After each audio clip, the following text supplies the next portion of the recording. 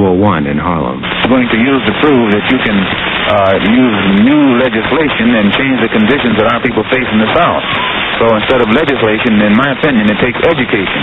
The whites have to be re-educated so that the racism that they have in their heart can be eliminated, and our people have to be re-educated so that we will know how to do something for ourselves instead of waiting for others to do it for us all the time. Well, how will that re-education be brought about?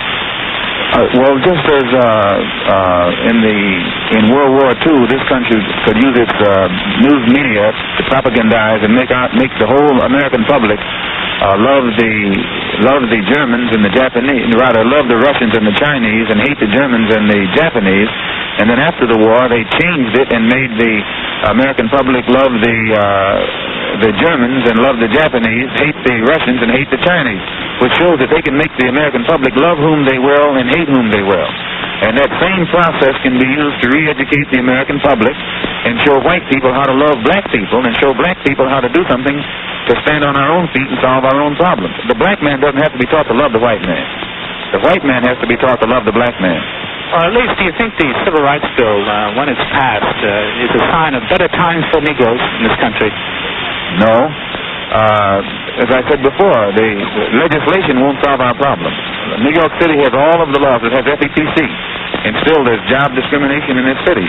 Laws doesn't solve, that type of law hasn't solved the problem.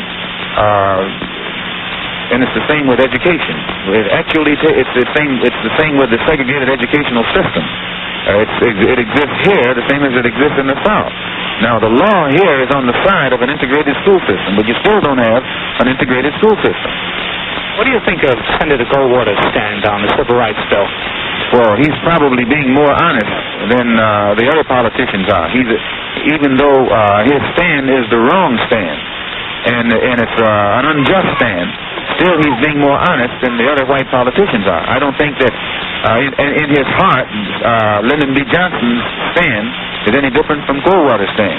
Lyndon B. Johnson is taking a stand that is for political expediency. And it's the same with all of the so-called liberal element. It's political expediency, politics. As the winter of